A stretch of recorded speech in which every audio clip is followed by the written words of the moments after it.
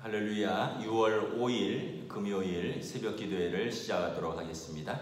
사도신경으로 우리의 신앙을 고백하겠습니다. 나는 전능하신 아버지 하나님 천지의 창조주를 믿습니다. 나는 그의 유일하신 아들 우리 주 예수 그리스도를 믿습니다. 그는 성령으로 잉태되어 동정녀 마리아에게서 나시고 본디오 빌라도에게 고난을 받아 십자가에 못 박혀 죽으시고 장사된 지 사흘 만에 죽은 자 가운데서 다시 살아나셨으며 하늘에 오르시어 전능하신 아버지 하나님 우편에 앉아 계시다가 거기로부터 살아있는 자와 죽은 자를 심판하러 오십니다. 나는 성령을 믿으며 거룩한 공교회와 성도의 교제와 죄를 용서받는 것과 몸의 부활과 영생을 믿습니다.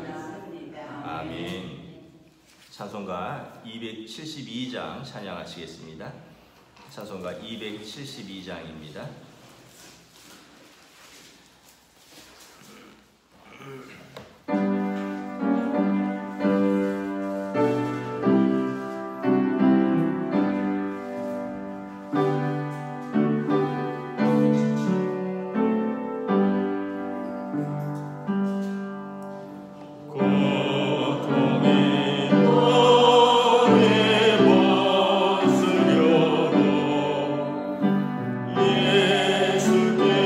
예수께로 나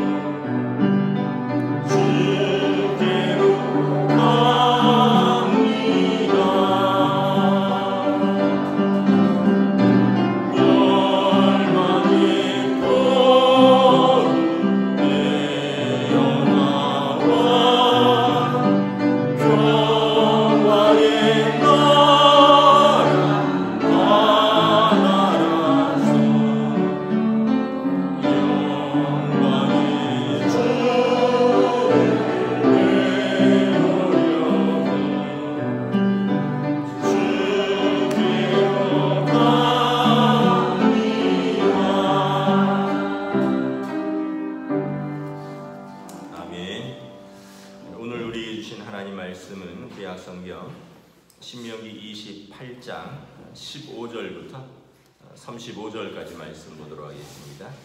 신명기 28장 15절부터 35절까지 말씀입니다. 다 찾으신 줄 알고 저와 여러분들이 한 절씩 교독하겠습니다.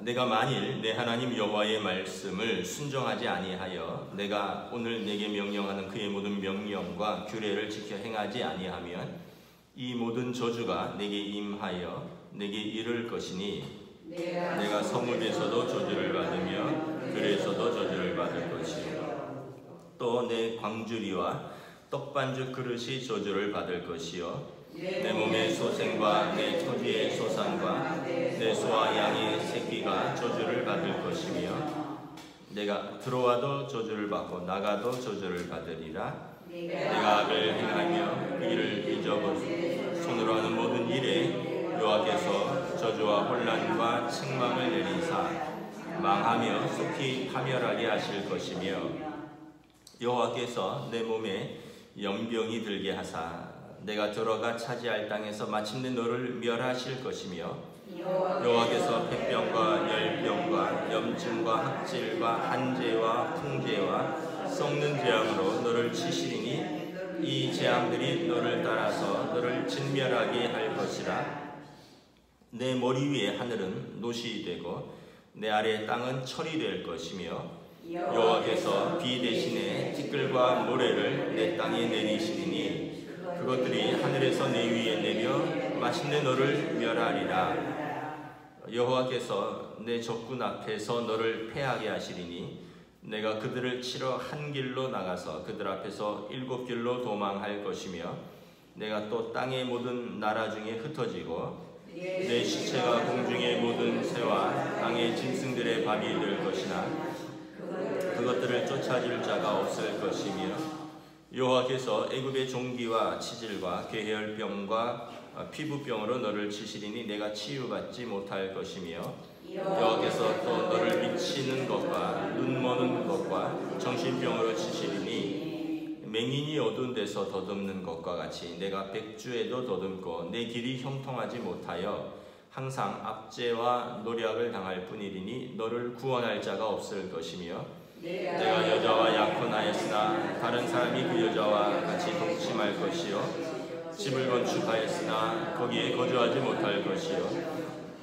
포도를 심었으나 내가 그 열매를 따지 못할 것이며 내 소를 내 목전에서 잡았으나 내가 먹지 못할 것이며 내 나귀를 내 목전에서 빼앗겨도 도로 찾지 못할 것이며 내 양을 원수에게 빼앗길 것이나 너를 도와줄 자가 없을 것이며 내 자녀를 다른 민족에게 빼앗기고 종일 생각하고 찾음으로 눈이 피곤하여지나 내 손에 힘이 없을 것이며 내 토지 소산과 내 수고로 얻은 것을 내가 알지 못하는 민족이 먹겠고 너는 항상 압제와 학대를 받을 뿐이므로 이러므로 내 눈이 보이는 이로 말미암아 내가 미치리라. 함께 읽습니다. 여호와께서 내 무릎과 다리를 쳐서 고치지 못할 심한 종기를 생기게 하여 발바닥에서부터 정수리까지 이르게 하시리라. 아멘. 오늘 말씀은 우리가 이틀 동안 하나님께서 주시는 축복에 대해서 살펴보았습니다. 신명기 28장은 하나님 앞에서 그 말씀을 잘 듣고 순종하는 자가 얻는 복과 그 말씀을 거역하고 불순종하는 자가 얻는 저주에 대해서 설명을 합니다. 이 말씀을 잘 보면 축복은 1절부터 14절까지밖에 없습니다. 반면에 저주는 15절부터 끝까지입니다. 무려 54절에 해당하는 것입니다.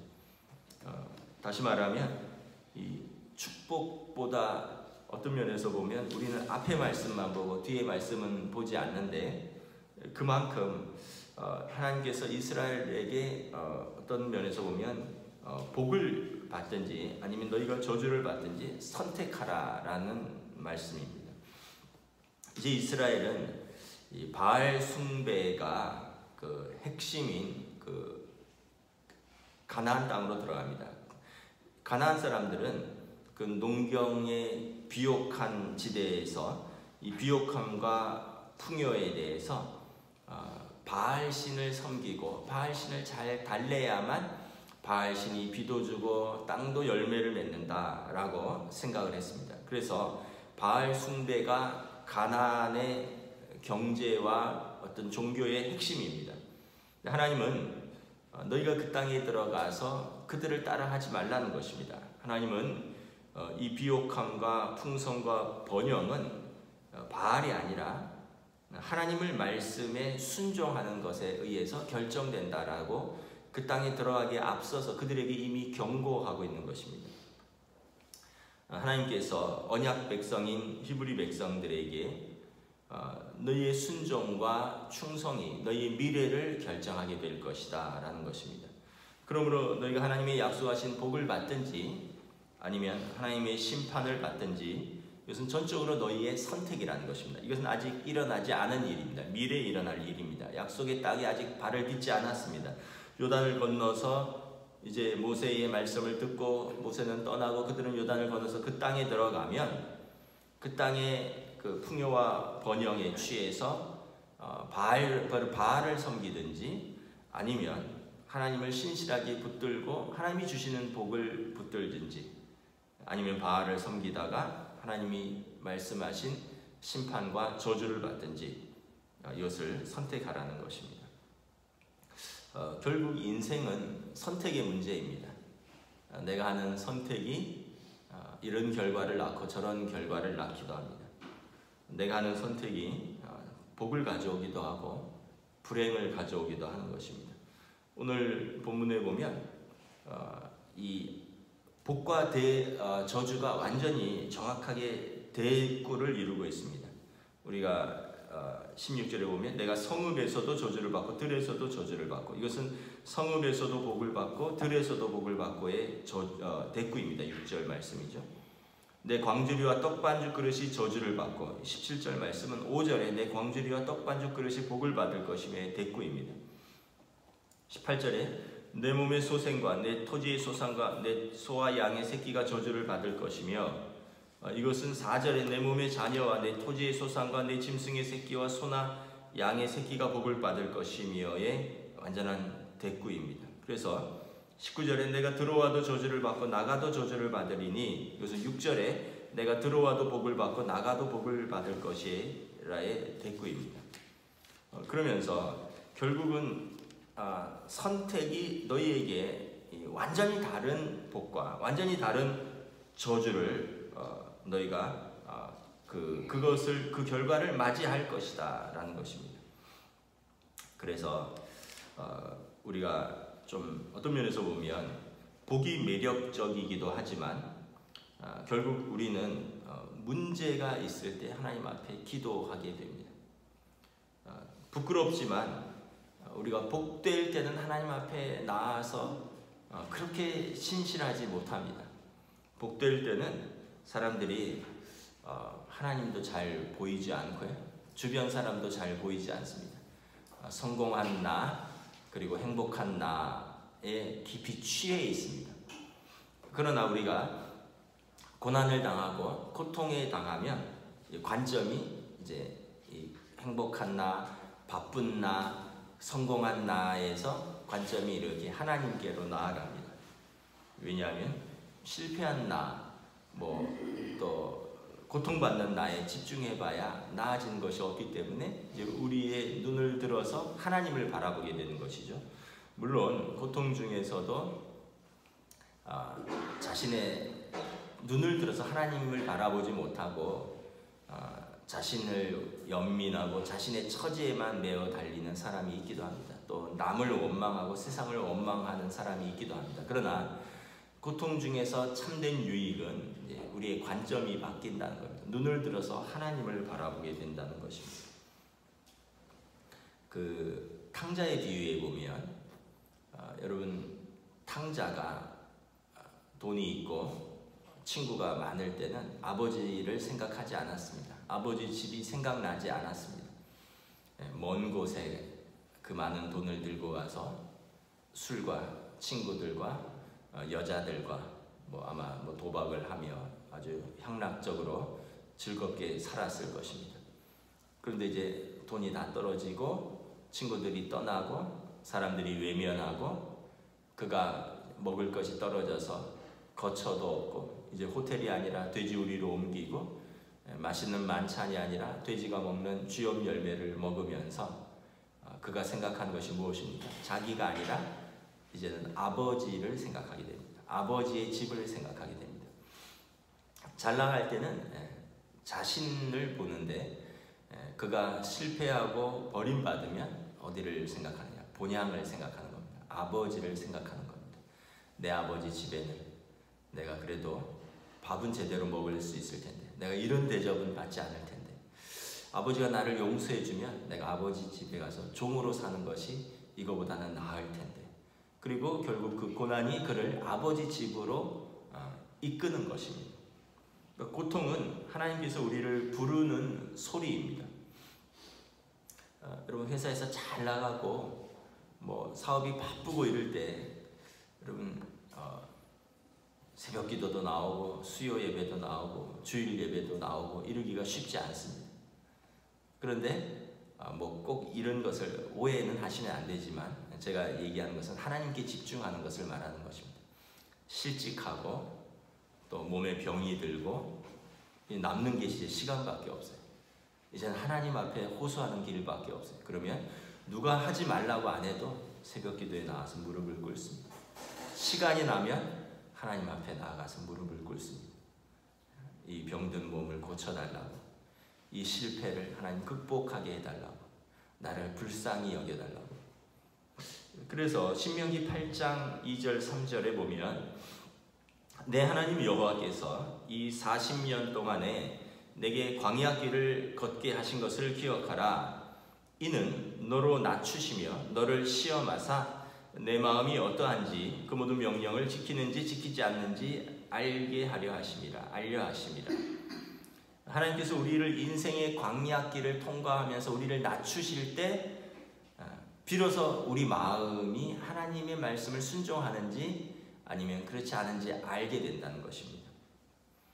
그래서 신명기 8장 3절에 너를 낮추시며 너를 줄이게 하시며 또 너를 알지도 못하며 내 조상들도 알지 못하던 만나를 내게 먹이신 것은 사람이 떡으로만 사는 것이 아니라 여호와의 입에서 나오는 모든 말씀으로 사는 줄을 내게 알게 하려 하심이라.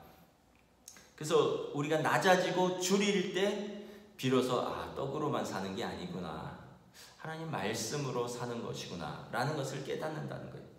우리가 인생의 광야길을 통과할 때 비로소 우리가 겸손해지고 그러면서 우리의 눈이 하나님을 향하게 되고 이웃을 향하게 되고 또 우리가 낮아지고 우리가 굶주릴 때 비로소 떡으로만 사는 것이 인생이 아니다라는 것을 깨닫는 것입니다. 그래서 인생의 광야는 우리를 낮추시고 겸손하게 하는 것입니다. C.S. 루이스라는 분이 이런 말씀을 하셨습니다. 우리가 평안할 때는 하나님의 말씀이 우리 귀에 속삭이는 것처럼 들린다는 겁니다. 그러나 우리가 고통 중에서는 하나님의 말씀이 우리 귀에 대고 우리 귀에 확성기를 대고 외치는 것처럼 크게 들린다라고 말씀을 합니다. 그런 경험들이 이제 있으시죠? 예를 들어서 청년들이 연애를 하다가 실패를 합니다. 그러면 가요의 그 가사 하나하나가 마음에 막 박혀요. 복음성가의 가사 하나하나가 다 마음에 박힙니다. 그리고 눈물이 나고 그게 내 처지가 그래요. 근데 잘 나갈 때 막 연애도 하고 막 직장도 잘 나가고 막 성공도 하고 그럴 때는 좋은 노래네. 왜 그렇게 구질구질하게 슬픈 노래를 들어? 이러는데 이제 실패하고 아무도 찾는 사람이 없을 때 그 노래들이, 그 가사들이 마음에 절절히 와서 닿는 거죠. 마찬가지입니다. 하나님 말씀도 바쁘고 분주할 때는 예배 좋은 거야, 설교 열심히 들어야지, 말씀 읽어야지, 그냥 요 정도로 하고 끝나요. 그러나 이제 고통 가운데, 질병 가운데, 또 실패 가운데 있으면 말씀 한 절 한 절 단어 하나하나가 다 살아서 우리에게 다가옵니다. 그래서 신명기는 이걸 경고하는 겁니다. 너가 배불리 먹게 하실 때 여호와 하나님을 잊지 말라는 것입니다. 너희가 고통 속에서 하나님을 찾지 말고, 이것은 자비로우신 하나님이 미리 경고하는 것입니다. 너희가 하나님의 말씀에 순종하면 이 저주를 피할 수 있다는 것입니다. 이것은 자비로운 경고입니다. 너희가 계속해서 하나님을 떠나서 우상을 섬긴다면 불가피하게 이러한 결과들을 맞이할 것이다. 미리 예고하는 것입니다. 그러므로 이 일이 너희에게 일어나지 않도록 해라. 하나님의 심판을 너희가 피하도록 하라. 하나님께서는 이런 계획을 갖고 계신다. 너희가 복과 저주가 오늘 내 앞에 있다. 내가 오늘 선택하라는 것입니다. 그러므로 여러분, 이 신명기 말씀은 모세가 지금 시내산에서 출애굽 1세대가 맺었던 언약을 모압 평지에서 이 출애굽 2세대가 지금 갱신하는 것입니다. 너희 조상들을 보아라. 너희 조상들 하나님께서 주시는 만나를 먹으면서 불기둥과 구름기둥으로 밤낮을 보호하시는 그 하나님, 애굽에서 종노릇하던 그들을 건져내신 그 하나님을께 불순종하고 끊임없이 원망하다가 광야에서 다 죽지 않았느냐. 너희 조상들을 보라는 것입니다. 이제 너희들은 이제 약속의 땅에 목전에 이르렀다. 그러므로 너희는 너희 조상들의 실패를 되풀이하지 말라는 것입니다. 불순종하고 원망하고 우상 섬기다가 멸망당하지 말고 너희는 그 땅에 들어가서 복된 삶을 살라는 것입니다. 나가도 복을 받고 들어와도 복을 받으라는 것입니다. 내 자손과 내 토지의 소산과 우양의 새끼가 복을 받으라는 것입니다. 너희를 치러 오는 대적이 한 길로 왔지만 7길로 도망가도록 하나님이 너희를 지키실 것이니 너희도 하나님의 말씀과 언약을 지키라는 것입니다. 그러나 너희가 그러지 아니하면 이제 너희가 너희 대적에게로부터 7길로 도망감을 얻을 것이다. 그러면서 이제 너희의 삶에 문제가 생길 것이야. 가난과 기근이 올 것이요. 또 너희 가정에, 너희 몸의 소생, 너희 자녀들에게, 너희 삶에, 너희 가정에 문제가 생길 것이고, 내 토지의 소산, 내 소와 양의 새끼, 너희의 산업에 문제가 생길 것이고, 또 이후에 보면 21절부터 몸에 병이 들고 너희의 건강과 너희의 몸에 문제가 생길 것이고, 이런 모든 것들은 하나님의 심판의 어떤 한 모습이라는 것입니다. 뭔가 우리의 삶이 잘못되었고 잘못된 길로 걸어가고 있고 잘못된 선택들을 통해서 뭔가가 무너지기 시작했다는 것을 깨달으라는 것입니다. 물론 꼭 하나님의 심판이 아닌 경우도 있습니다. 욥의 경우처럼 사단의 시험인 경우도 있습니다. 욥을 사단이 시험해서 그 가정을 무너뜨리고 그 건강을 무너뜨리고 그 물질을 무너뜨리면서 그래도 네가 하나님을 섬기나 보자 하면서 욥을 사단이 시험하는 경우도 있습니다. 그러나 그때도 하나님께서 욥의 생명만은 끝까지 지키십니다. 그러나 이제 대부분의 이런 어떤 심판의 결과는 우리의 잘못된 선택의 결과입니다. 우리가 뭔가를 잘못 선택했고 잘못된 방향으로 나아갔기 때문에 우리의 건강이라든가 우리의 가정이라든가 우리의 산업에서 우리의 어떤 잘못된 선택, 죄의 결과들로 인해서 이것들이 문제가 생기고 이것이 어떤 임계점을 넘어섰을 때 그것이 결국은 사고로 터지는 것입니다. 그러므로 하나님의 자비로운 경고를 듣고 미리 돌이키라는 것입니다. 미리 하나님의 말씀을 들으라는 것입니다.